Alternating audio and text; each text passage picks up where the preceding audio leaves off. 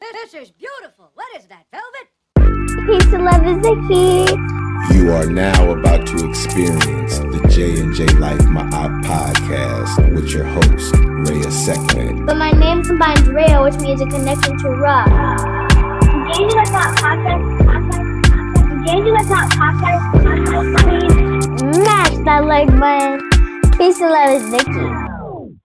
Hotep and Aakhu'Ra family. Peace and love is the key. I'm Reya'Sekhmet. Thank you for tuning into the J&J-Life podcast. We have another special treat for y'all today. First, I want to thank the ancestors and elders for all they have done and are doing. Today, we're going to talk with the inspiring sister Hadley Harvey.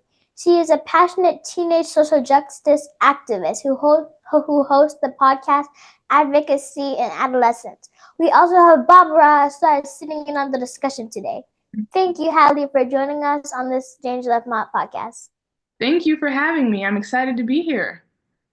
I'm excited for you to be here. You're a special guest. Yeah, absolutely. Baba, I'm looking forward to this discussion today. How's it going for you? Well, thank you for having me again on the J&J-Life podcast, Reya'Sekhmet. It's always a pleasure to sit down with you and do these interviews. And family, as we always do, we pay homage to the ancestors and the elders for all they have done and are doing. And we have Hadley Harvey in the building today. A young social justice warrior. Hadley. Welcome, Hadley. Ashe. And Hadley, I would like to say that my podcast is rooted in Blackness. My audience is a mix of children my age up to adults who are revolutionary minded and interested in their spiritual and personal development. Okay, Hadley, as we begin this meaningful discussion, it's important to note every journey has its roots, and every voice in advocacy is shaped by unique experiences and beliefs. We'd love to hear about your background and what brought you to where you are today. Will you talk a little about yourself? Yes, of course. So hello, everyone. My name is Hadley Harvey. I'm a senior from Des Moines, Iowa. And like they said, I'm very passionate about social justice. And I've had a very interesting journey with social justice. So I've always loved learning about the world around me. From a young age, my parents preached to me the ideals of service, whether it was in the church, in my community. They were also two African-American veterans, so they had their own unique philosophy on servitude and what that meant. And I adopted that at a very, very young age. So I felt particularly inclined to explore what was going on in the world around me, and I felt this duty that I needed to do something about it. However, at a young age, and at the age that you are probably right now, I had no idea what to do about it. I had no idea where to start. I was confused. I would see on like the internet, TV, a lot of young activists making a change. And I was like, wow, like I wish I was that person, but I had no idea where to start. But I did my part specifically during the George Floyd protests. My sister, my mom, and myself, we went out and we did like the kneel for 8 minutes thing with a community that surrounded us. And that's how I kind of stepped my foot into the door. And from then on, I ended up joining my city's youth advisory board. That was like the first time where I was in a space where I was surrounded by other youth who were as passionate about change as me. And I felt like the ideas that I had were able to be actualized within our community, and we saw tangible change occur. And then after I joined that, which was early in my high school career, I joined the State of Iowa Youth Advisory Council. And that was a whole new level. I was exposed to people statewide. My network just expanded completely, and I just connected with so many other young advocates like myself. And then it kind of just spiraled. So I started my podcast because of the feeling that kids in my community in particular were just super unaware of kind of what was going on, and people were afraid to have their own opinions on things, which is it's a loaded topic, but that's very common, especially for young people. So I started that hoping to provide a more nuanced perspective on a lot of the social issues that we know and we care about. And then I also started my own organization called Amplified Youth Advisory or Youth Advocacy Resource Center, where we provide digital resources to kids who are like me, who wanted to get into the advocacy space but had no idea how or where to start. And then I ended up joining a statewide youth advocacy cohort called Iowa WTF, where we do a lot of things of just spreading awareness. And WTF stands for We're the Future, by the way, just so people know that. It's hard. And it's not something I founded. We didn't come up with that name, but we kind of took on the organization. It's been a very rewarding, hard, and also some moments were discouraging. Like I've interacted with a lot of people who maybe aren't the fondest of what me and my fellow youth are doing. And that we've been in situations where our advocacy didn't turn into tangible impact, where we did all these things and nothing did change. But the fact that people are passionate and aware and care about these issues in the first place is one of the most important things. And it's been a lovely journey. And I'm trying and hoping that in the future, as I head off to college, I not only strengthen the advocacy that I have fostered within my own community and across the state, but hopefully expand it to the nation and beyond. Awesome. And we're looking to dive into some of those areas that you mentioned later down through the interview. And again, thank you for sharing your story and the path that has brought you to this point. Much respect. And it just makes me thank Reya'Sekhmet as I listen to Hadley's journey, that I'm reminded, sister, of the importance of our collective struggle for liberation, a struggle that is rooted in legacy of strength and unyielding fight against injustice. And to be completely honest, your story is a testament to what the ancestor Malcolm X once emphasized, and peace be upon him. And Malcolm said, we must recognize the necessity of taking control of our narrative, educating ourselves, and standing unapologetically in the face of oppression. Sure. Yeah, facts. Sister Hadley, I understand that your podcast seeks to explore social issues through the lens of youth, which is a powerful and often underrepresented perspective.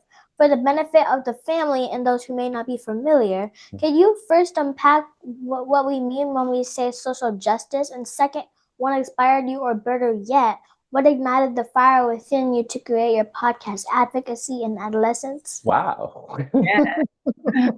Yes, of course. That's a fantastic question. She's not playing today, Hadley. We don't play with this. Of course, I expect the best, and you are delivering for sure.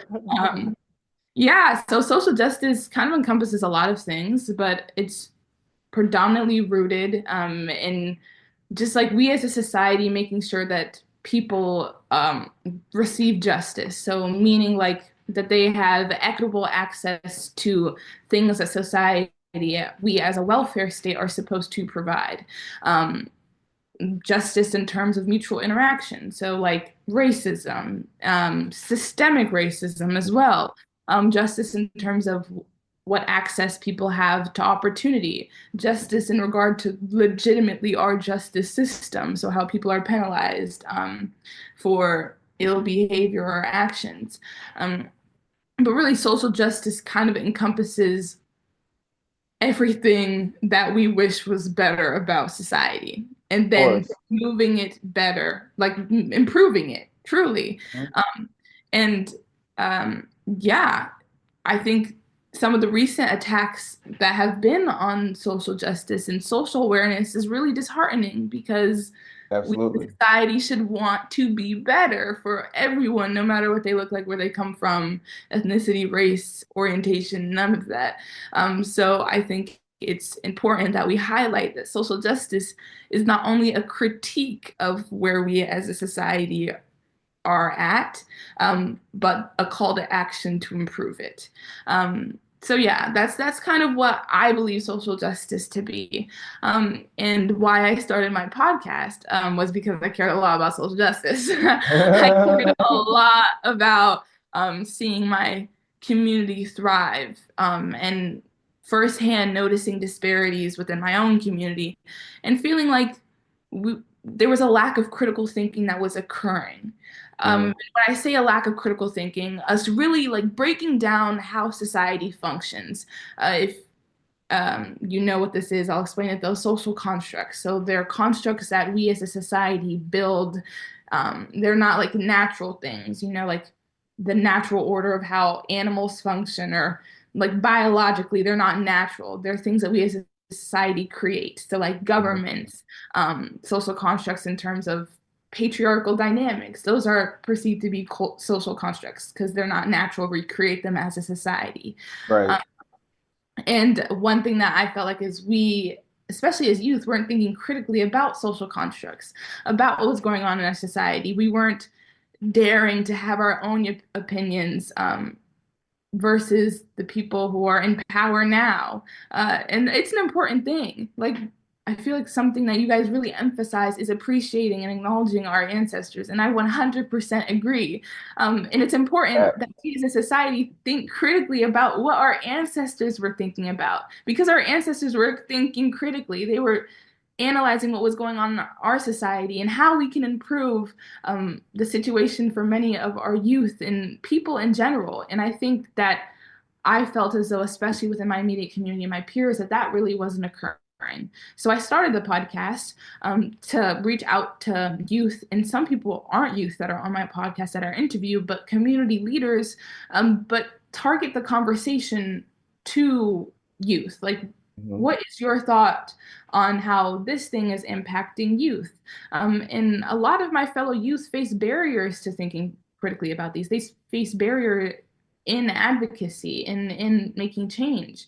So I really emphasize, like, as I'm talking to these community leaders and to fellow youth change makers, like, what are your suggestions? How can we do better to inform youth, to help youth as they advocate for exactly the topics we are discussing?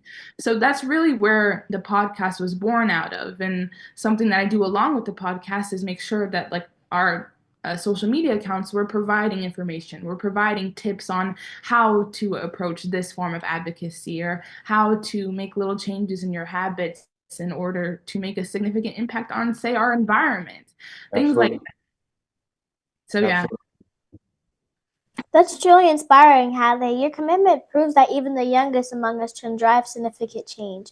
I believe encouraging young people to think critically about the world around them and to use awesome viewpoints helps drive change. I'm inspired by you, sister. Thank you. I'm inspired sitting here with you. How old are you again? 8 years old. Wow. And as you said, keep pushing and keep fighting, because where you are now, you'll just excel and contribute a lot to the people around you. Absolutely. Thank you. Yeah, you know what, sister? I was just listening to you say all of that, and I had to write it down just so I wouldn't forget. But somebody, we know she's 8 years old, and there's so many avenues that we know that she can go down, we can go down with her. But are there any programs in this, in the city, in Des Moines, that 8-year-olds can attach all of this energy and this potential activism that is sitting at rest right now and put behind some sort of movement, from an 8-year-old perspective that is conscious? That's off topic of what what our structure is, and you don't have to answer it, but if there is, we would like to know so that we can make sure that we are in line with the energy that she's projecting. Yes, of course. And I'd love to answer that question. I think that resources for youth as young as 8 is hard to find. However, if there's not space for you, create space. And when I say that, I mean, like, reach out to organizations like the ACLU, organizations like NAACP, a lot of organizations like that where they don't explicitly have like an age cap. So they're not saying, oh, if you're under this age, you can't join our cause. No, not at all. Try to find organizations like that who have already established themselves in our community, whether it's in Des Moines or statewide, and contact them. Be like, hey, I'm a passionate person and I want to contribute in this way.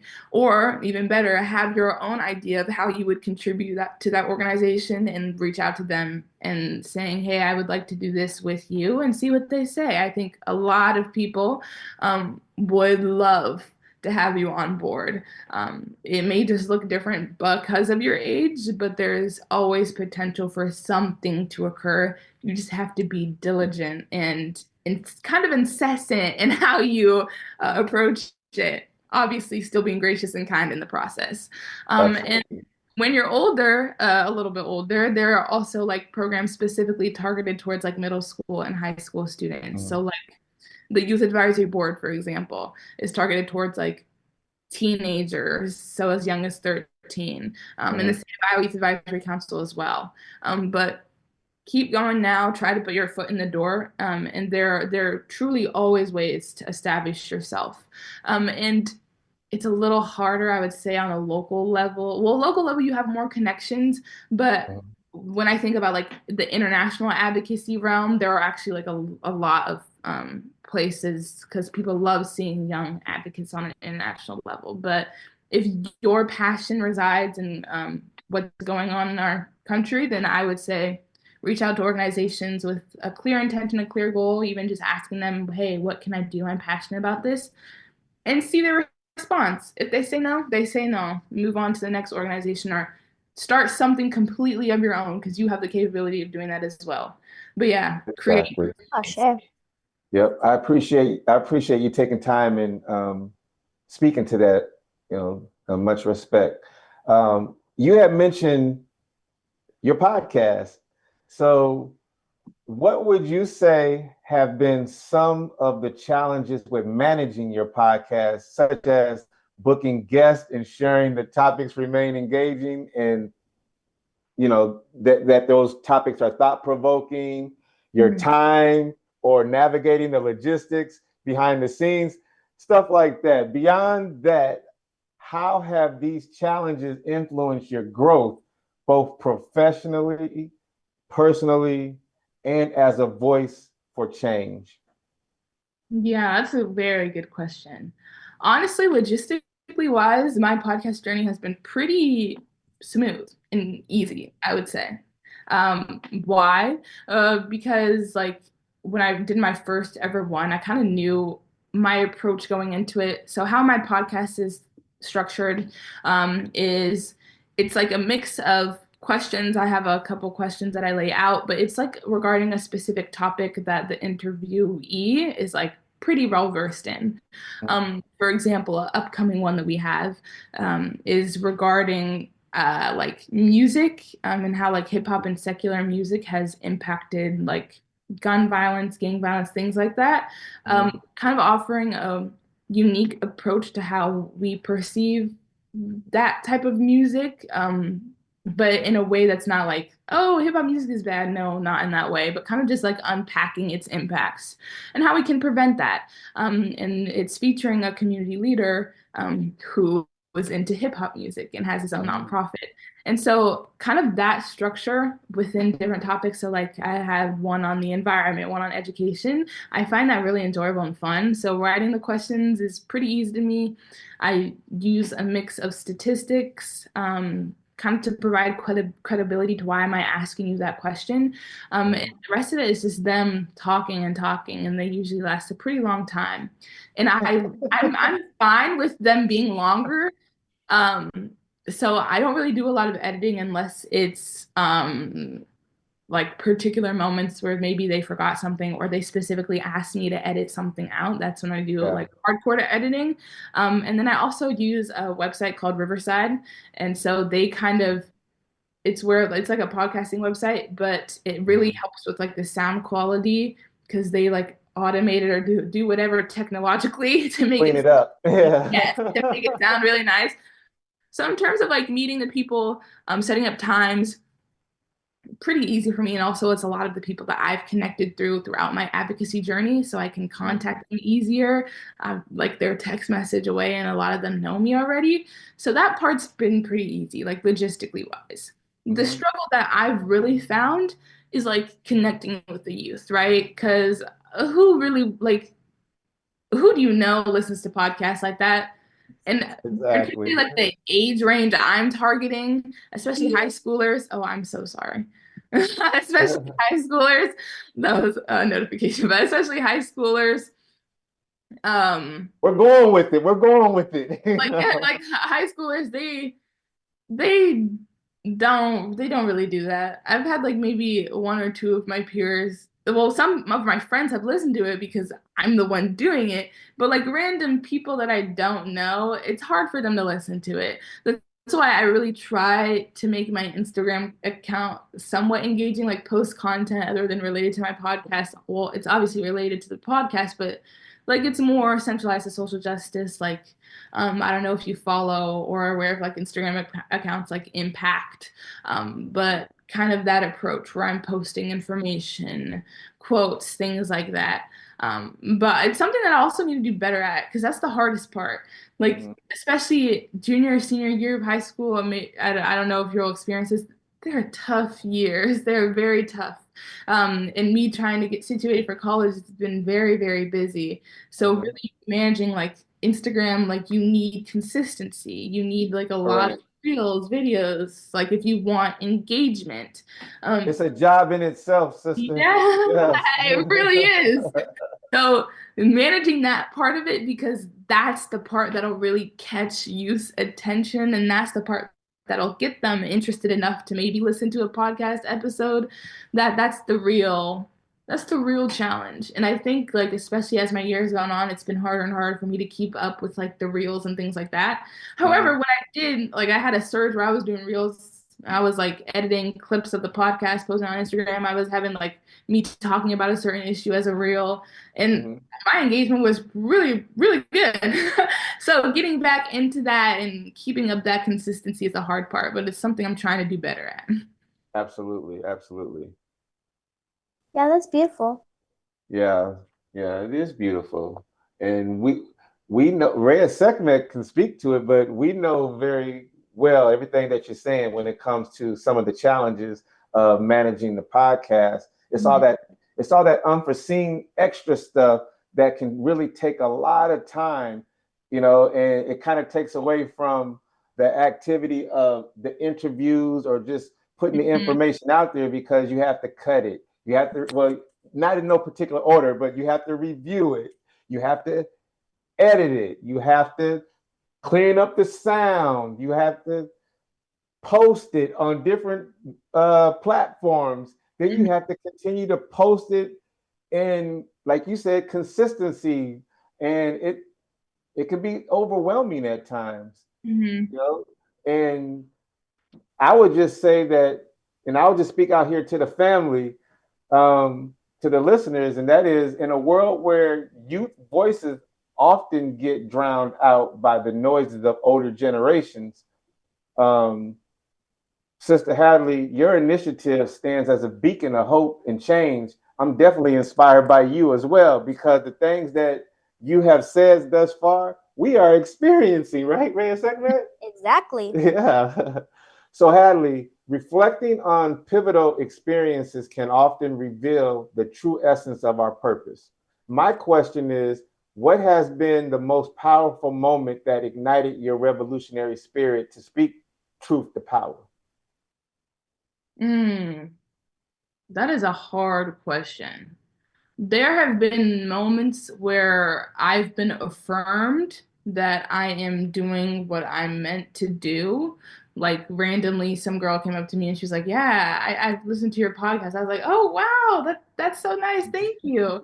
I've had people in my own community who I look up to and who are older than me tell me that they're proud of the work I'm doing, and that kind of along your lines that what I'm doing is giving hope. And those moments have affirmed that I'm on the right path and I should be speaking truth to power. But I don't think I can't recall a moment where I interacted with someone, I was like, yes, that what they said to me, I must do that now. Mhm. Kind of how I've said before, I've truly always felt the inclination to do something about something. Like young age. I like experiencing things, witnessing things, hearing about unfortunate circumstances that happened to people that I knew in my community, whether it was death or poverty or just the people that I interacted with on a regular basis. Like I knew I wanted to change things. I was never told, truly. I was never told, Hadley, you will be a change maker, you'll change the world. Hadley, well, I was now, but when I was younger, when I was passionate about these things, I was not verbally told or someone said something. I was like, yes, that's exactly what I need to do. It's just something that I kind of figured out on my own, which I'm fine with, and I've enjoyed the journey. But yeah, I've always just had the inclination, and then I was like, I have to do something about it. I truly do, and I think it speaks to I'm religious, so kind of God and Yeah. what He has instilled in me, and just blessed that He communicated that purpose to me at a young age. Yeah, absolutely. And that because I've had a strong relationship from a young age with God, so I really that's kind of where that started. Absolutely. And who sits around, you know, thinking and foreseeing, I'm going to speak truth to power today. But I will say, just listening to you, your experience underscores the idea that when individuals come together with a shared purpose, our impact can be profoundly greater. Sure. Yeah. So, family, our actions, no matter how small, can create ripples that lead to substantial change. There's so many roads we can go down and talk about, whether it's fair education or civil rights or public policy. Don't forget that. Sister Hadley, what do you think kids like me can do to help make the world a better place? I think they can do exactly what you are doing now. Foster connection and conversation. Help people to create communities where they talk about these things, where they explore these issues. One of the biggest setbacks and mistakes that we can make is not taking the time to think about what's going on, not taking time to learn about our ancestors, to learn about our history, to assess it, evaluate it, examine what's happening now, and talk to people about it. Have a genuine and adequate conversation about what's going on. And that in itself, I think people sometimes don't recognize enough how important conversation and awareness is, because knowledge is power. It truly is. And being knowledgeable and aware is super, super important. Now, when it comes to more like tangible change, things that you can actively see, whether it's like you said on a policy level or anything of the sort, it kind of depends on the situation. Assess what's going on in your community and see what you can do about it. I knew a girl who, at age 10, she started a Change.org petition to make sure that a religious holiday that was not prominent, like it wasn't Christian, which is usually what some schools go by when they give breaks and holidays, was recognized, and that people within her religious community could take time off to celebrate that religious holiday. Simple things like that, whether starting a petition on change.org or even speaking to your legislators, because I guarantee you they'll be taken aback, shocked, and appreciated to have a kid as young as you talk to them about what they're doing and how they feel about what's going on. And legislators are responsible for listening and communicating to their constituents, so you have every right to do it. And legislation, no matter what people think or don't know, impacts everyone, from people as young as 1 year old. Policies, legislation impacts you in some way, shape, or form. So you have every right to speak out against it, and I encourage people to. But as we're speaking out against policy changes, social problems, this, that, and the third, we have to do so being knowledgeable, because a lot of what's going on in our society is a lack of logic. And to me, compassion is logical. So there's a lot of lack of informative thinking that's occurring. So that should be at the forefront. But seriously, just assess what's going on in your community and look at avenues to change that, and look at other people. Reach out to other advocates or youth advocates that you know. And even if you don't know, like, cold DM them on Instagram or LinkedIn or something, and the passionate ones will respond to you and help you in your journey. So do so, and I encourage anyone who is listening to do that as well. And me personally, if y'all ever want to DM me, contact me, whatever, I'd be happy to answer your questions or give you advice in your own personal journey. But yeah, that's kind of what I have to say about that. Beautifully said. So family, every small act of kindness or consciousness creates a better foundation and for a better future. It reminds us that change often starts with simple steps and grows into something much larger. Okay, so it's time for a question from the Sekhmet Zone. Hadley, this is where I ask you a fun question. Okay, so for a moment, think back to when you were between 8 and 12 years old.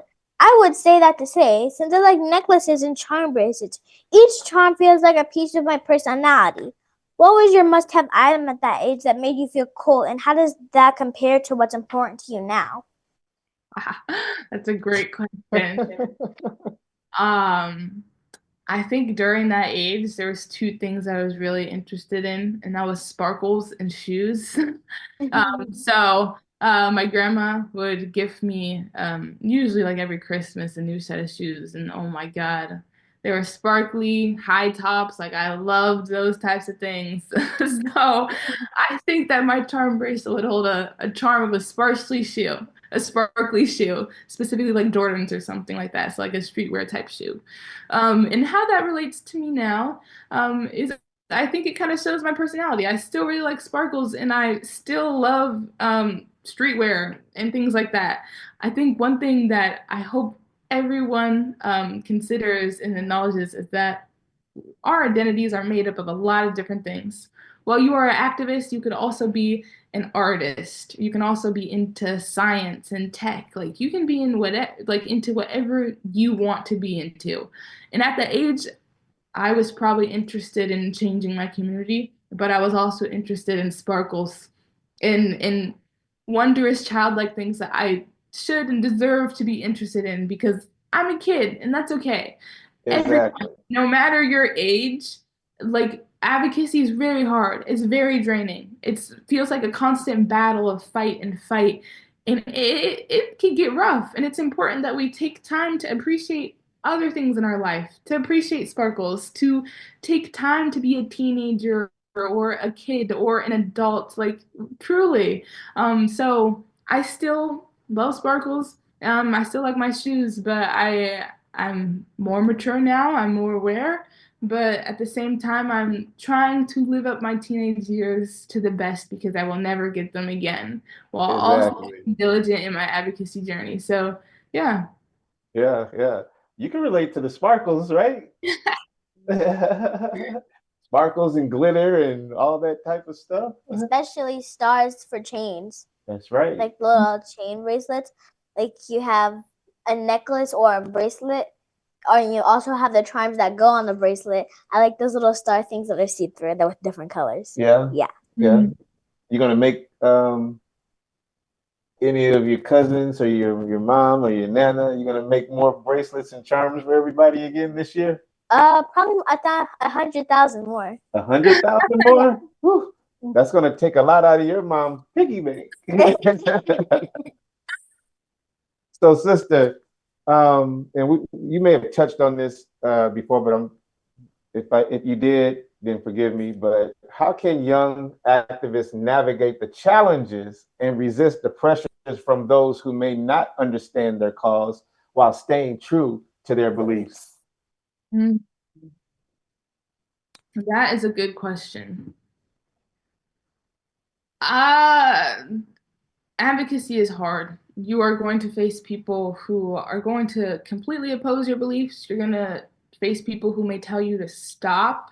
You're going to face pushback from the very people you're advocating to. And that's challenging, that's hard. And kind of like what you said, you're going to also face people who are going to change your beliefs. With this, it's important that you understand your core moral values. Our moral values greatly influence our belief systems. And one thing that I really, really notice in society, and specifically talking more politically within political parties, and the polarization occurring currently, as it has for a couple years, but obviously has increased tremendously, is that when I've had conversations with, in particular, legislators who have different parties and completely different beliefs than me, they say a lot of like really good buzzwords like family Of course and they do. love and all these different things. And in one particular conversation that I had with someone, it was a 2-on-1, so it was me and my fellow advocate and then the legislator. And she was very kind. She was like, what she was talking about, I was like, I can kind of understand her perspective on this issue. I can understand how we can share similar moral values, still believing differently on a policy or how to achieve what we both morally believe in. However, with that, and as your beliefs are challenged, it's important to consider logically, how do you actualize what you believe morally? That's like the biggest thing that hinders our ability to work together as a society and achieve a common goal, or believe that we should be approaching a singular issue in a similar or same way. And I say that to say that when you have conversations with other people or listen to other people talk in any way, shape, or form, and they try to tell you to believe differently or that your belief is wrong, think logically about why you believe that way. Now, sometimes your beliefs, like really, like I think my opinions have changed from when I was younger to now, on a lot of different things. However, the entire time, I was morally the same. Like I held those core values that I believed in my heart the same way. But as my opinions changed, I believe there was a better way to achieve morally what I wanted or what I felt was right. And when someone tells you that your belief is wrong, don't just take that. Don't just digest it, be like, oh yeah, I should change that. Yeah, I'm wrong, or maybe, yeah. But also don't be like, no, I'm not gonna listen to you. I'm like, I know what I believe. I like, don't be so set in your ideas that you don't consider other things. But think logically about why you believe what you believe. And you'll find that when you allow other people, like when you listen to other people who tell you that you should be believing different, and when you comprehend and acknowledge, like, they told me that I should believe differently about this. What do I think? You'll be more firm or affirmed in your beliefs because you're like, yes, that was the right choice for me to believe. And a lot of it is just knowing yourself and taking time to appreciate you, your upbringing, your values, and why you believe what you believe and why you have the morality that you have or the certain values or principles that you live by that you do. And acknowledging that no matter who you interact with, they may be under attack and it's your responsibility to know yourself first. Like truly. That's like the only way to prevent you diverting yourself to a belief system that is not righteous or is rooted in values that are not for the good of others or for anyone. Knowing yourself is the most important thing. Right. And your words remind us that true strength lies not just in the battles we win, but in the commitment to our principles, even in the face of adversity, and especially seeing what the current administration has set out to do. And by no means am I surprised. Are you surprised? Very. Okay.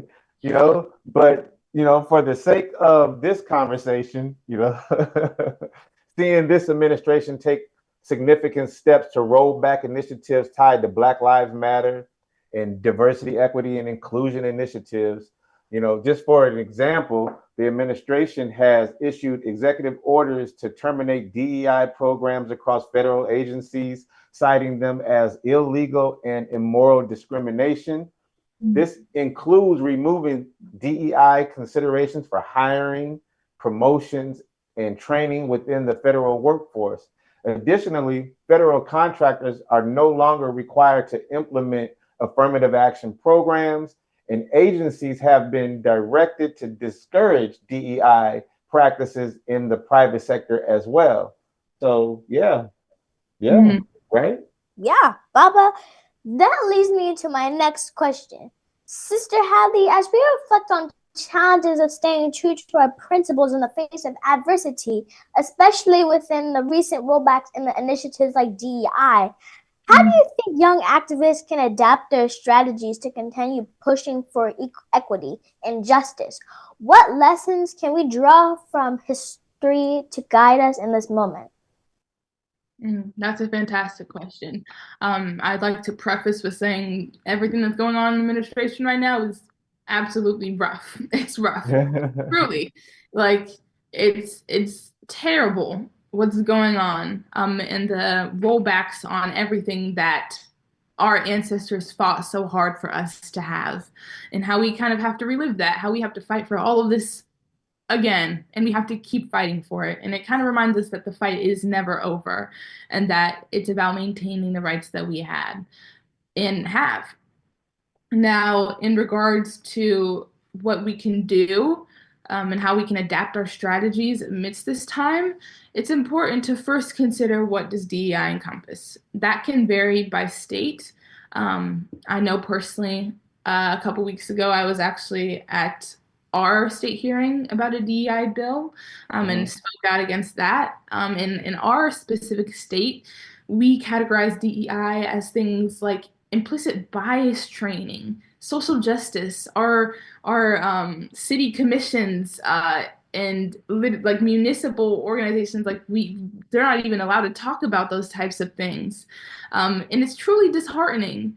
And it means that a lot of our government spaces, federally, locally, statewide, they won't be talking about it. They won't be talking about implicit bias training. They won't be talking about racism or microaggressions, was one of the things that was on our bill in Iowa. And it really just speaks to the fact that you're going to have to work around that. And now that spaces are no longer being provided by those places, like on a Des Moines level, we had the Equity and Inclusion Office, and now that's being changed. Those spaces aren't being provided to us anymore. So we must create the space. Right now, more than ever, especially considering how this is impacting education and what history people will have access to, as well as like how we approach education in general, because in a lot of places there are systemic barriers already built into our education system that harm BIPOC youth. We have to be aware of that and create spaces. Now more than ever, it's so important that we create spaces in our schools to talk about these things. And if our schools don't allow us to, then create places in our community. Get together a group of youth that you know to meet at a coffee shop to discuss what's going on. Because actively, like truly actively, our country is trying to make us uneducated. And when you are uneducated, you are not knowledgeable and you are complacent to what's going on because you're just unaware. So it's so vital that we create spaces to have conversations about Black, Indigenous, Latinx history. It's important that we create spaces for people to advocate and create avenues and never stop advocating. No matter if the legislation is passed or not, we must continue fighting for DEI, and DEI meaning diversity, equity, and inclusion, because there's a lot of misconceptions on what DEI is. And it's important that we debunk them and we have conversations. Now, one thing that I will say as well is that as we're altering how we approach advocacy, because I think advocacy in general, it's not that DEI is causing us to have to change how we approach advocacy in regards to advocating to reinstill DEI. It means that we must be more diligent and like we have to do it more. And we have to, like I said, create spaces. But ultimately, it's really imperative that we talk about these things, specifically what we talk about DEI, and that we never stop, or that we never let what's going on a federal, state, local level stop us from educating ourselves and the public. And that's truly imperative. And also, like, find ways, like, create projects to better support people who are no longer supported by DEI. Like you mentioned, DEI does a lot of things for making sure people are employed, making sure that there isn't discrimination in the employment process, making sure that everyone has access to what they need, and compensating for the systemic barriers that impact people who are BIPOC. And that's like POC, but like Black, Indigenous, people of color is what BIPOC is, in case people don't know that. And yeah, truly, it's less about changing how we approach advocacy in general, to changing how we approach advocating for specifically DEI, and being diligent and being incessant and not being complacent to what's going on. And it's not just DEI, but like what's going on with the Department of Ed. Like, guys, don't just take it. You have the possibility with your vote, with your voice. Like, there are so many ways to create change. And right now, Trump and his administration are using a strategy, like a political strategy, that emphasizes making a lot of drastic changes so that people are paralyzed, and they don't do anything about it. So you have to do the exact opposite. Keep fighting, fight more, connect with people, be unafraid to do it, and find your community to do so. Yeah, sorry, that was a long answer, but No. Reya'Sekhmet, in Reya'Sekhmet's words, facts. Look, sister, I'm charged up right now. Family, I'm charged up right. Reya'Sekhmet, I'm charged up. What about you? I am very charged. You feeling the energy? Don't look at it like that. Don't look at Reya'Sekhmet like that. She's feeling the energy. Yeah, wow. You know what? Let's do a temperature check. How are you feeling right now, Reya'Sekhmet? This is a lot of information coming at you. Do you have any questions? Are you good right now? You know, everything that you're learning right now that Sister Hadley is sharing with us? I do have a question. Well, what type of, go for it. Sister Hadley, what was your main resource? What was the main resource? Like, what was the main resource that made you decide to create your podcast? My main, no, I get it. And I appreciate the question. It was the culmination of things that led to me being inspired to start the podcast. Again, advocacy, all those types of things. And me just like continuously being like, what can I do about what I'm seeing? In terms of resources, I honestly didn't really have many. I didn't know anyone who started podcasts. I didn't know anyone who started podcasts who was specifically my age. I didn't know anyone who was doing what I was doing. I knew there was people who started podcasts like about different things. Like I knew a person who started podcast about like API history. So history specifically relating to the Asian American community, and kind of sharing those thoughts. But I really just saw a gap, and I was like, I want to approach my podcast in this way. And it was just a lot of me thinking, why do I want to approach my podcast this way, and how to go about it? In terms of resources, I kind of just like looked up everything. I just watched YouTube videos on how to start podcasts, how to get it on multiple platforms, like the logistical aspects of starting a podcast, and then reached out to my network. Like, hey, I'm interested in this. And the very first person who was a guest on my podcast, she is the founder of Black Iowa News. And after that first podcast, I was like, wow, like, I'm so happy. I was so happy that out of all this, I put it together, and it was probably my worst one. The worst. It keeps getting better. But like he was able to build off of it, right? Yeah, it was a learn and grow process. And like truly, I just had to examine what was available to me on the internet and in my immediate immediate circle, and then grow from experience and getting better and better, approaching it differently, not so differently that I'd change the overall point of the podcast, but approaching it differently so that it can be better and better each time. So yeah. It was always Advocacy in Adolescence, or Yeah. was it a different name at one point in time? No, it was always Advocacy in Adolescence. Yeah. Wonderful, wonderful.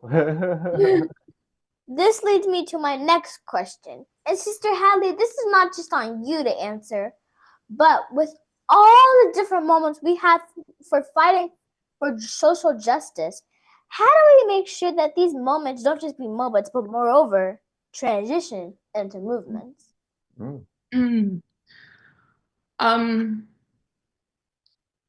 One of the best things people can do is like tag along to something that already exists. I think a lot of the times we want to create new things, which is perfectly acceptable and fine. I've created things myself. But create things when there's a gap. Like create things where you see, this is not being addressed, so I'll address it. But perhaps don't create just to create. And I say that because movements require a lot of people. It requires like a lot of support, a lot of happenings. It requires time as well. It requires a lot of effort. And starting a movement of your own is one thing, but transforming an existing movement is not only likely to be easier to achieve, but it's also likely to be more impactful because it's more people joining onto this one thing. And movements rely on people. Like how big is this issue by how many people are joining this movement or supporting this cause. And that's like one of the biggest things you can do. And that doesn't necessarily mean you have to align completely with a movement. Like I said, if a movement's not accounting for a particular person or group, start your own, especially with like the feminist movement that we've seen in history. When it wasn't accounting for Black, Indigenous, and Latinx perspectives, and wasn't taking an intersectional approach to feminism, people started their own movement, or they asserted their voices in that existing movement and made sure that the movement expanded to all women, not just white women. So that's what I have to say about the movement aspect of that. However, when we think about making sure that the change that we are trying to create is sustainable and lasts a long time, it's hard to ensure that. The best way to ensure that is like through information and keeping people aware and informed. But policies, and it's been seen throughout history, like state policies, political policies are often met with progression and regression, unfortunately. That's kind of how things go, and it's our job as a society to stay informed so we don't enable regression. So really think about like, what am I advocating for and how can I ensure that this solution can last as long as possible? And that often comes with like policy changes. Talk to your legislators. Even people can even like write their own legislation. Technically, it's not writing it, but you can write your own position statement and ask for a legislator to turn it into an item of legislation. That's possible. You can do that. And that's a great way to make like a solid codified way that's like imprinted in our law for something to happen. And that's really impactful when you think about sustaining a project. But a lot of it is just like scaling the projects that you have or being consistent and everlasting in something that you care about. But in regards to a movement, it really is important that like you band as many people together as possible and you kind of never stop.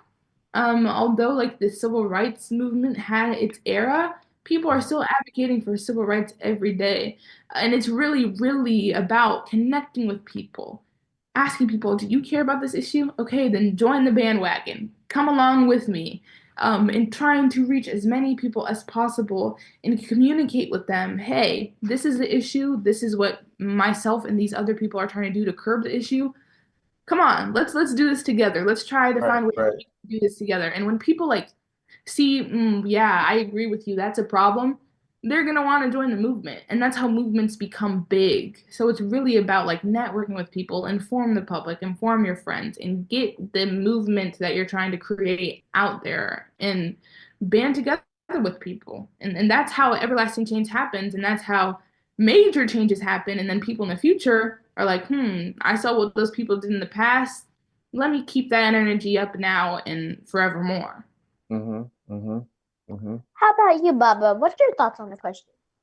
Well, I don't know if I can give it to you the way Sister Hadley just gave it to you, but I'll do my best. And that was a beautiful explanation, Sister, that you just gave.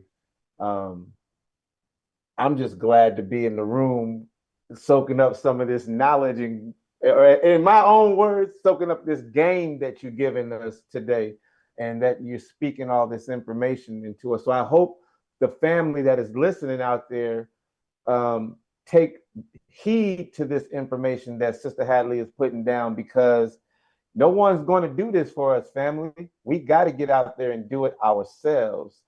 So I would just add, and I would echo what you said, Hadley. You know, that was right on time. But to add to what Sister Hadley has said, Reya'Sekhmet, to ensure that moments of fighting for justice don't remain isolated incidents, family, but transition into sustained movements, we must commit to key strategies like education and awareness, as Sister Hadley had mentioned. It is critical that we continuously educate our communities about the historical and systemic roots of the injustice we face. This includes teaching our youth, like Reya'Sekhmet, and those like Reya'Sekhmet, not only about their heritage, but also about the sacrifices and struggles of those who came before them. As Sister Hadley had mentioned about the civil rights movements and before, even before 1619, over 400 plus years, so we have never stopped fighting. So I would say, as Sister Hadley said, the movement is continual. And I would just go a little bit further and argue that we must ensure everyone understands that we are part of a continuum, a chain of strength and resistance. As we always say, family, and as Sister Hadley said earlier, knowledge is power. And informed community is a unified and empowered community. That's right, Reya'Sekhmet, point to the temple. That's right. We need critical thinkers out here, right, sister? Yes. We need critical thinkers that are ready to challenge and dismantle oppressive systems. But family, make no mistake about it, knowledge alone isn't going to do it. It must be coupled with consistent, deliberate action. And the key word is action. Let me say it 3 times. Action. As in the words of Dr. Umar, we have to understand and overstand the information. Exactly. And in the words of Baba Taka Kilimanjaro, we must practice consistency in our actions. How much longer must we endure suffering before we awaken to the reality that philosophies devoid of morality and self-governance will never serve our best interests or solve our deepest challenges? And I can't say it enough, family. Consistency builds momentum, and momentum transforms moments into movements that cannot be ignored. And Reya'Sekhmet, I'll land my plane with this.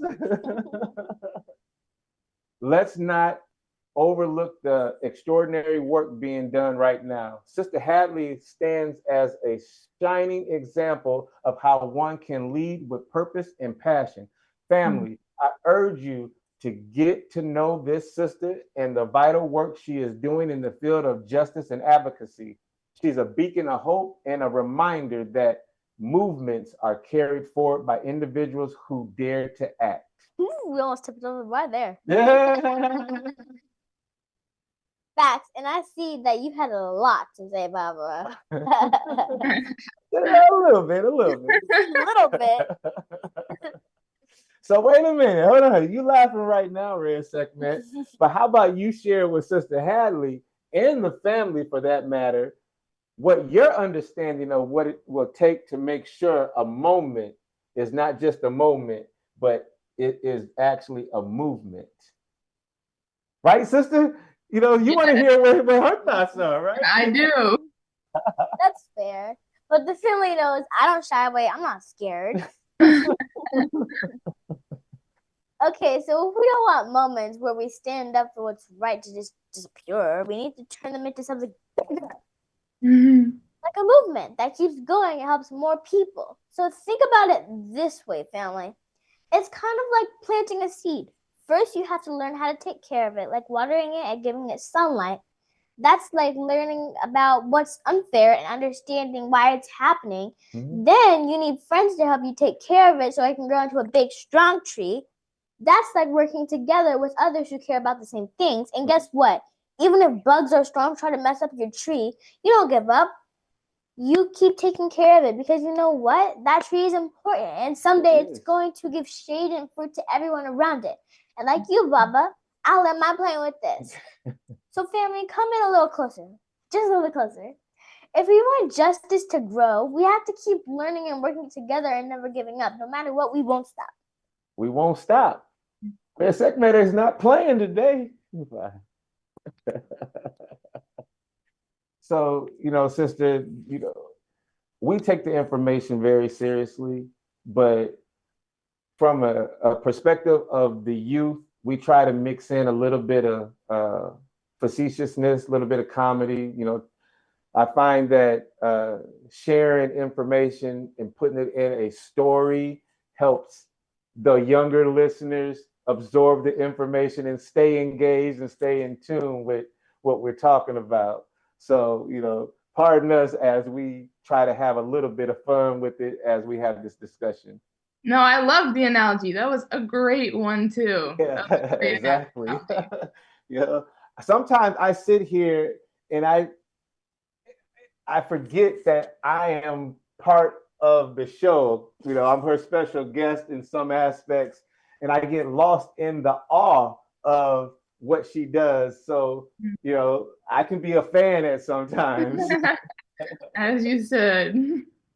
So sister, social justice is often a broad and multifaceted issue. And I think you kind of spoke to this earlier. And one would argue that to achieve true social justice for our community, it will have to be a holistic approach that includes economic empowerment, educational equity, criminal justice reform, and true access to healthcare. In your perspective, what would you say are the core things that must be addressed to achieve true social justice for the African American community? That's a hard question because, like you said, it's a very multifaceted issue and it requires a multifaceted solution. But I think the key areas, and just to make sure you're asking me the key areas, I think we as an African American community need to address, right? Yeah, okay. The key areas that we as an African American community need to address is truly all of it. However, like I kind of said before, I truly believe it starts with education. When we have an educated and informed populace, we're able to make educated and informed decisions. And I think within the African American community, we need to do a bit better at like creating spaces specifically for young people to be educated, to talk about these issues, to be receptive and understanding of views. As a young advocate, I believe that intergenerational cooperation, so meaning people who are young and older coming together to talk about issues and formulate ways to solve them, is one of the best things that we can do, because we have people who have been in this for a long time and people who are new to this and have fresh ideas, and that's really how we work together. But I think the Black community has faced a lot, as I assume a lot of the people on this podcast and who are listening know, have faced a lot of like the short end of the stick in many scenarios, whether it was education, police brutality, a criminal justice system that exploits a predominantly Black populace into slavery, doing acts without getting paid, in a healthcare system that does not prioritize Black health or dismisses Black individuals when they seek out healthcare. Mm-hmm. It truly is a lot, and there's no one thing that is like more valuable than the other, because all these things are negatively impacting people. And all these things, sometimes it's like two things or three things interacting a person or our community at the same time. There are individuals who unfortunately face like the harms of police brutality while also not being able to assess to their wounds as a result of it due to the healthcare system. Like, it truly interacts and it intersects. But I believe that when we start with education, we are able to be more informed in our advocacy, in our efforts of advocacy, and like we talked about before, it truly just helps you understand what's going on and try to address it in a better way. But all issues that negatively impact the Black community and beyond are valuable and matter and are worth attention. And when we improve education and make sure that people have an adequate chance of success and prosperity, and that their potential as a young individual ready to learn, because most kids by nature are curious and we stimulate that curiosity, we will be able to foster a generation of youth who are ready to tackle today's issues. And when we instill values like resilience, diligence, and all these other things into our youth, oftentimes through awareness and education, that's how we're able to allow these other issues like police brutality and healthcare to really get the light that they deserve. And we empower kids to do something about it. So yeah.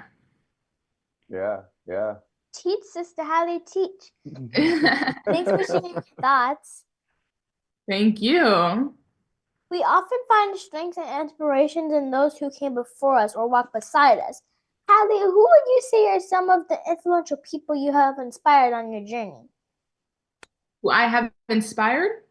Yeah. Who you have inspired? Yeah. Or do you, or we'll put it this way, if you can speak to both sides of it, who've inspired you, and if besides Reya'Sekhmet, obviously we're inspired by you, she's inspired by you, but if you can just speak to both sides of the coin, who inspired you and who that that you inspired. Yes. Who inspired me? My parents and my family, first and foremost. Like I said, the values that they taught me at a young age has really inspired me and has launched my initiative and drive to do what I can in my community. And although maybe like I come from a family that's not as like politically charged in that way, like they're not maybe involved to the extent that I am in regards to politics and policy and social justice. That doesn't mean that they have not contributed that to some way. I've grown up like being a young person with like following them to places as they help our community, as we do community activities and give back to the people around us and lift one another up. So that's just something that was second nature to me, and their actions in doing so, and their selflessness in the process has inspired me greatly. Yeah, absolutely. Yeah. And in terms of who I've inspired, honestly, I don't know if I know like individual people who are like, wow, they're inspired by me. Again, like I said before, like yes, you, which I'm grateful of. But there's people who have said to me, wow, like what you're doing is great. I think those people who communicate that to me are inspired in some way, shape, or form by maybe that I'm as passionate about things that I am, what I'm doing, and I'm very grateful for that. But kind of like what I mentioned before, there was who was a prominent leader in our community. She told me while I was at an event for the city of Des Moines, like, what you're doing is amazing, and I want you to share your story with everyone in this room. And I was very grateful for that opportunity to step up and be like, hey, this is my story, this is what I care about, and there are ways that you can also live out similarly to how I am, a passion for helping our community thrive. And it's a lot of, honestly, the people who I feel like I inspire the most are people who are older than me, which is kind of crazy, right? Like, Yeah. but when you're older and you see a young person doing what they're doing, like I am inspired by you, I'm older than you, and I see a young person thriving, it is inspiring. And it makes me think, hey, if this young girl can do it, I can do it too. So a lot of the people who say they're inspired by me are older, but I've had a lot of peers as well. I walked into the library one day, said hi to my friend, and who I hadn't seen in like a while because we don't have class together anymore. He was like, "Hey, I'm really proud of you." I was like, "What?" Because we joke around a lot, like we don't have serious conversations often. So he's like, "Hey, I just want to let you know I'm really proud of you." I was like, "Huh." Thank you. I appreciate that. So little moments like that kind of let me know that people see what I'm doing, and they appreciate it and they feel invigorated to do similarly. And that's a wonderful feeling. Awesome, awesome. And sister, we have just a few more questions. I know we're running a little over on the time. Is it okay that we continue? Yes, and I can also keep my answers more brief. So sorry about that. No. We're loving it. I'm loving it too. Yeah, no. We just want to make sure we're respectful of your time. So Yes. if you tell us when to shut it down, but we do have a few questions, and then we'll give you the final word. Yep. Yeah. So with that being said, then given the fact that, because we want to make sure that we hit all the points that you spoke to initially in the beginning, and so this is just kind of rounding that out, and that is given the fact that you spoke truth to power with local and state government officials, pushing for policy that improve the youth experience, whether it be education or promoting equitable youth disciplinary action in and outside of schools. My question is two-part. First, will you talk a bit about some of the successes of those moments and the challenges that came along with it, leading to the change? And also talk a bit about your role as the co-chair of the City of Des Moines Youth Advisory and chair of the State of Iowa Youth Advisory Council. What do those roles mean to you personally, and how do they help you serve others? Yes.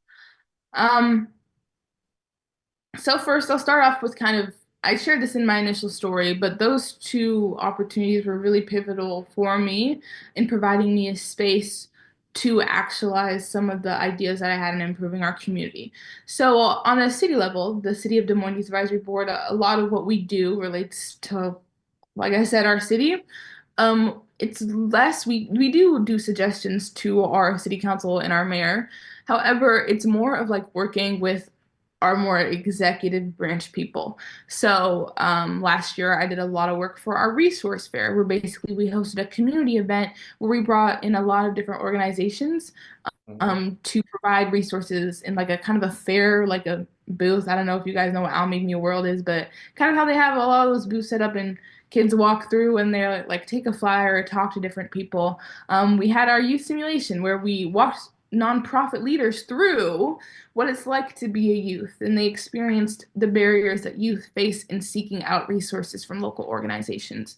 And right now, serving on the Public Safety Committee, we're working a lot with our local police department on ways that we can improve youth and police relations, on how we can host events where youth, specifically high schoolers, because a lot of times when police do community events, it's with people who are in like elementary school. When those are the kids that don't fear police the most, it's usually middle school and high schoolers, like fostering a connection and weighing in on their implicit bias training and things like that, especially in this time of DEI regression. And so that's kind of a summary of what I've done with the City of Des Moines. We've done more stuff than that as well. I personally came up with our now ongoing event called Not Another Statistic Summit, which is basically a collection of workshops and panelists to kind of inspire kids and support them in their educational journey. But that's just a summary of what we've done for City of Des Moines. And overall, that process was very difficult. That one was probably harder than the State of Iowa Youth Advisory Council. And why is because when I first joined, that was the first time they ever started the City of Des Moines Youth Advisory Board. So the community didn't really know us. People really weren't taking it seriously. Like, we had to carve a name for ourselves. And when people don't take you seriously, they don't listen to you, they don't give you the time of day, and it's just much harder to achieve what we want. And a lot of what we do relies on community support and getting the kids to our events. It's one thing if we host an event that can provide resources for kids, but it's another thing for kids to actually show up and receive and connect to those resources. So overall, just trying to build a name for ourselves, and especially as chair, a lot of what I do is I kind of represent our council. So I not only like lead meetings, watch over all our different committees while also serving on the committee. Excuse me, co-chair. I was chair before, now I'm co-chair, so it's a little different. And so I have someone else that helps me with that part of the administration.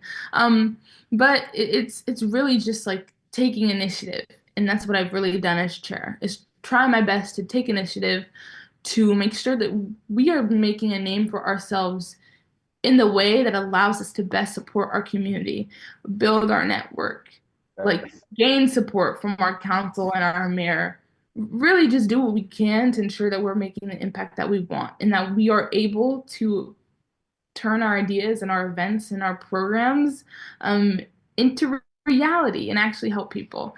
So that on top of our limited funding has been a struggle, but we've been fighting since day one to make a name for ourselves, and over like the last 3 years that I've been on it, it's truly grown, and I'm very, very proud of it. On a state level, a lot of it is more policy. Now this year we've taken an executive branch approach as well. So I serve on the policy committee that strictly focuses on executive branch policies and how that relates to youth. But like last year I was public relations chair, and a lot of what I did was like informing the public on what the State of Iowa Youth Advisory Council is doing, making things more comprehensible and accessible for youth in regards to what we're doing, as well as I served on the education and community engagement committee. So we did a lot of projects, and we created legislation in regards to those two fields. I won't go too in depth because it's kind of hefty, but we did a lot of policy analysis in that. We appreciate that.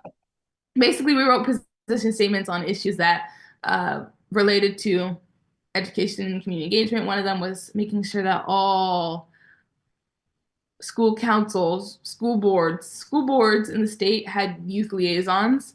And then we got that turned into legislation and we advocated for it. And then the other one was ensuring that kids were excused to be able to vote. And so, yeah, we kind of drafted those items of legislation, proposed it, got it sponsored. Neither of them passed. And that's one thing about the state council that's very hard, is a lot of, we're nonpartisan as a council. We like are required to be because we're codified. So we are in Iowa's code. But a lot of our policies are more like progressive leaning, especially since we're youth. We have people who have different political ideologies on the board, but a lot like we want to see progress as youth. And that's very hard when our state is red and when like you're trying to advocate for something, but people just don't listen. They don't want to listen. We've had senators completely like kill our bills, meaning that they just like don't put it up for vote, or they're like, look at it. They're like, no, we're not. Like, I'm making sure that our committee doesn't vote on it, because how our committees work is they like have to put it on the agenda in order to vote for it. It has to go through subcommittee, then committee, then it goes to the House or the Senate floor. And that process leaves a lot of room for any one senator, especially the senator who is chairing the committee, to be like, no, we don't like this. It's going in the trash bin.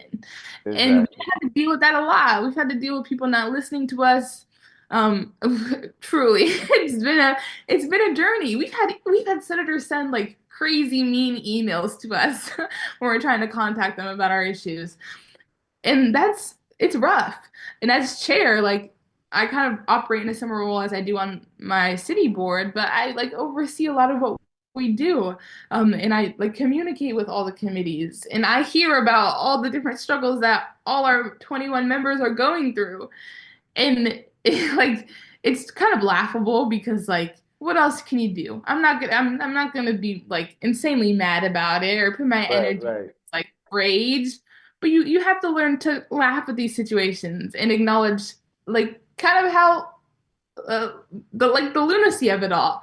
But one thing I've learned, and I think a lot of my peers who also serve on the state council have learned, is like a legislator says no, they say no.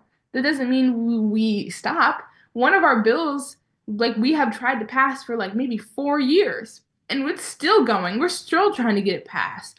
Like it's a journey, and you have to be willing to carry on with the journey, as it goes for all levels of advocacy. You have to be willing to face failure, face people telling you no, face people writing you angry emails. And you have to learn to be gracious, kind, and laugh through it all while also keeping the fight going and staying diligent and passionate about what you are trying to fight for. Because if you really believe in what you're fighting for, and if you really believe that something is needed, keep going. Keep failing and then try again, change your method so that maybe it can be better. And sometimes people are going to get in your way. Oftentimes people are going to try to get in your way. But you got to maneuver around them, maneuver past them, find a loophole, find something. But keep fighting. That's the most important part. Ashe. And that's why you inspire me, Hadley. Family, drop some hearts, power fist, thumbs up, or any emoji that represents the fact that you like this discussion that we were having right now. Or drop a comment right now showing your support for this discussion and this channel. And if you would like to support this channel, you can do so by reading a book free and give a gift of a book. Catch up information is $J&J-Life. Or if you want to send physical items, you can do so by sending them to the address J&J-Life, P.O. Box 35081, Des Moines, Iowa 50315. Okay, so Hadley, I know you're college bound, but what has it been like narrowing the search, and or have you landed on a specific choice? If you would like, if you want to share that information. No, I'm happy to. Okay. Personally, like I kind of had to figure a lot of my college journey out. I had support, but mostly it was me figuring it out on my own. Kind of like because I aimed high. And I encourage everyone to aim high because everyone is capable. No matter what anyone says. There have been people who try to tell me I couldn't do certain things. No, don't listen to them. So what did I do to narrow my college search? I evaluated what I wanted out of college. I know now, or I think that I have a plan of going to law school. That's what I'm passionate about. I kind of always knew that since middle school. Since middle school, I knew I wanted to go to law school. So I kind of factored that in. Okay, I'm going to law school. What do I need to do in my undergraduate years to prep for law school? Or what do I want out of an undergraduate education? Versus someone who may be into tech and has no plan of going to grad school and they're just going to do undergrad and go with it. Right. That type of planning impacts where you go for undergrad because you may want to go to a more prestigious place if you're only getting a bachelor's in undergrad versus if you're going to law school or med school. Maybe you want to go to, not that you can't go to a prestigious place, but to a place that more fits like your personality, what you want, and then go to like a really, really prestigious university for law and med school. Or you could go to a prestigious university undergrad and graduate. Doesn't matter. It really just depends on you. And you also don't have to go to a prestigious university. That's not the only option.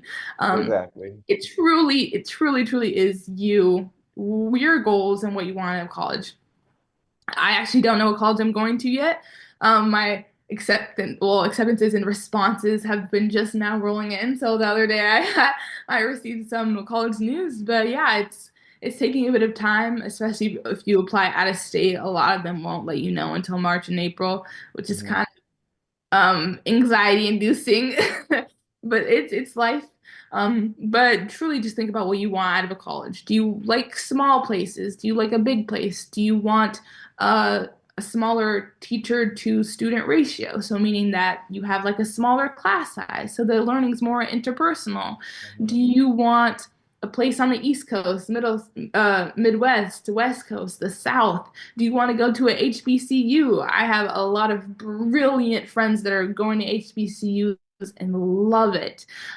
It truly is. And don't let people like, a lot of times as a society, we can be like, oh, college is the end all be all. Like, if I don't get into that college, then like I'm messed up for life. Truly not. People's success is less of a determinant of what college you go to and more of like what you do when you get into college and when you are at that college. And also success means a lot of different things. To me, success is achieving my goals, getting to a career that I want to get to, in a place where I can do what I love for the rest of my life. And that relates to policy and helping my community. That's my version of success. And it's just really about thinking what place is going to best get you there.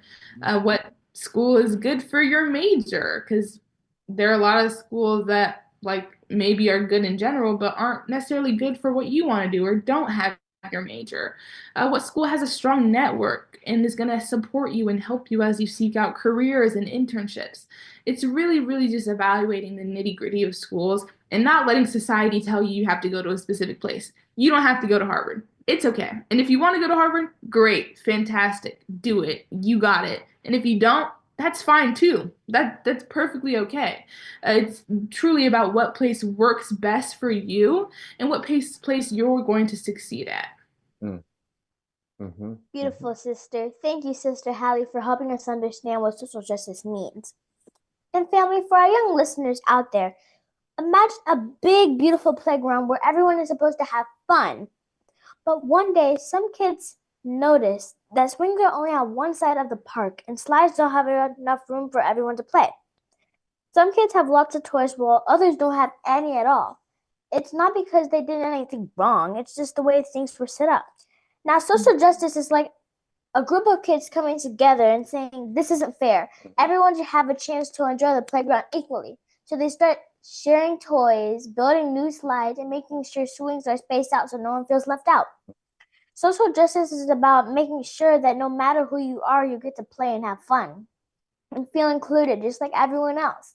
So when Sister Hadley talked about social justice, she is helping us all find ways to fix the unfinished, not just in playgrounds, but in schools, neighborhoods, and everywhere people live and work. Remember, family, it's about making the world a fairer and more happier place for everyone. Isn't that an amazing mission? Sounds amazing to me.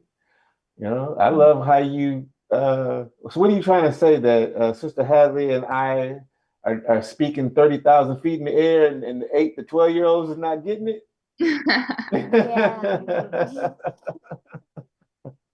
That's a fantastic explanation of it. I love it though. I love it. You know, much respect to you too, Reya'Sekhmet. And okay, so Hadley, is there anything coming up for you in the near future that the family should know about? Speaking engagement, packing for college, community practices, stuff like that? I'm just finishing out my year as a senior in all regards. So we're staying active with my City of Des Moines Advisory Council, State Advisory Council. I won't be announcing my college decision until probably the end of mid-April or end of April, but I will let you guys know when I find out and when I decide. But other than that, I don't think so. Yeah. Hadley, Beautiful. I'm wondering if you have any books or resources to recommend for the family that want to get involved, but need a little more background and literature to help them get going. Good question. That's a great question. One book that I read recently that I think especially encompasses what I think this podcast reflects and what we've talked about is the book Homegoing.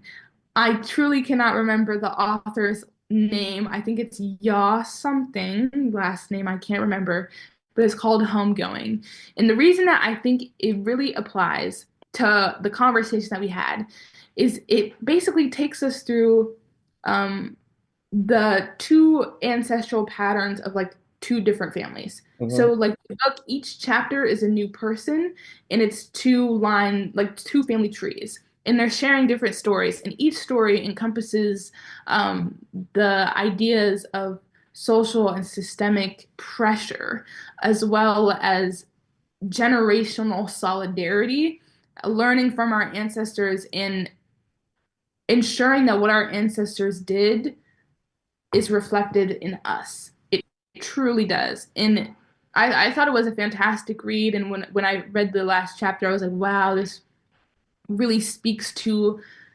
the transition and growth of what it means to be a product of the diaspora on society. And I think any person can benefit from reading it. And it truly does match your guys' emphasis on understanding our history and our ancestry, as well as acknowledging social and systemic injustice and what we can do now, and how we as a society and we as youth can make change. And I truly recommend that. It's a very good read, and I enjoyed it a lot. Homegoing. I'll make sure that I look into that as soon as we're done here today. Yes. And I just want to say that you definitely took us to school today.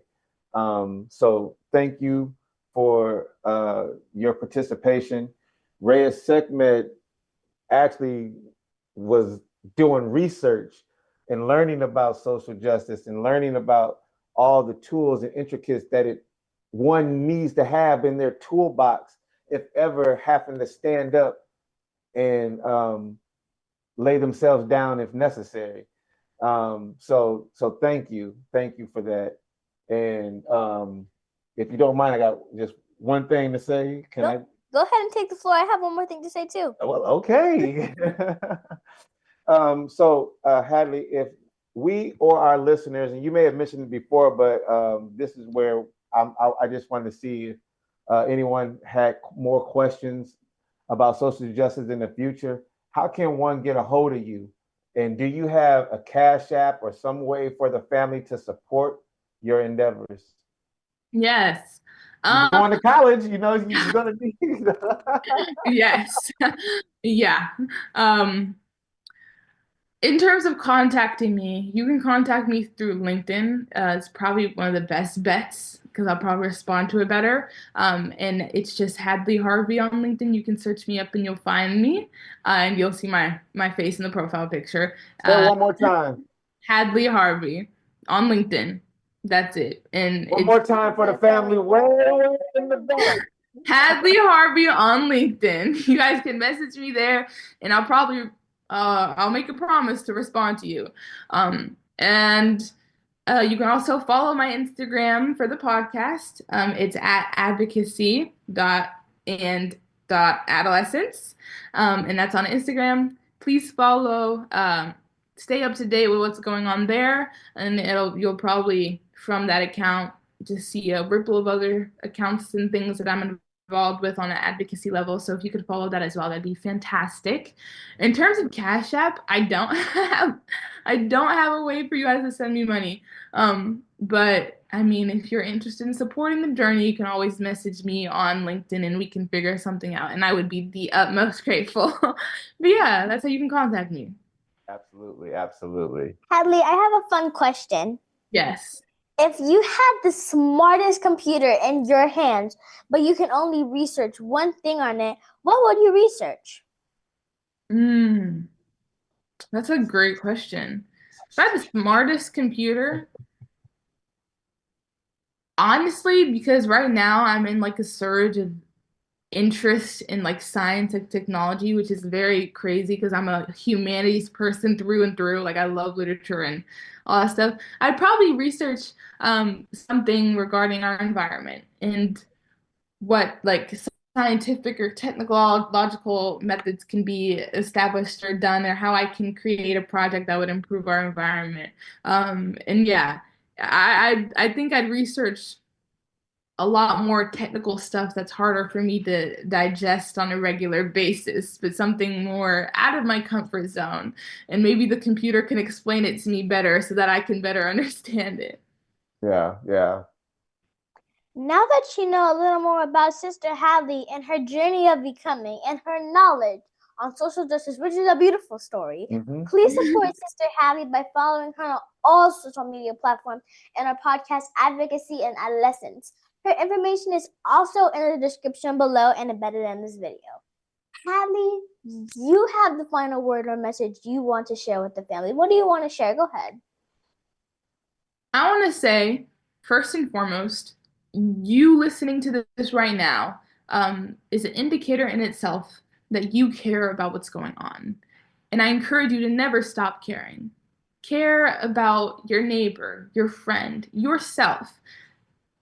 society as a whole, and know that you possess the potential to make a difference. It may seem hard. It may be challenging. You may feel alone, but you aren't. There are always people who care about the things that you care about. And if they don't, then share with them why they should care about what you care about. You have that potential to make an impact and make change, and you just have to keep fighting for it. Fight for things that you care about. Be diligent. Explore resources. Seek out advice from other changemakers, and be unyielding in your cause. And if you do those things, you truly will make an impact in this world. And know that you possess that potential and that you will achieve great things. Facts. Family, don't take our word for none of this information we provided today. Do your research one more time. Do your research one more time for the family way in the back. Do your research. Syllables. There you go. I learned that from Dr. Umar. You have to understand, and understand the information. Yeah. So, family, stay conscious, stay active, and keep speaking truth to power. There you have it, family. Until next time, please absolutely crush that like button and subscribe. Peace and love is the key. Peace and blessings, family. Peace and love is the key. The R represents the essence of truth, justice, harmony, balance, order, and germane trait, which is blasphemy and righteousness.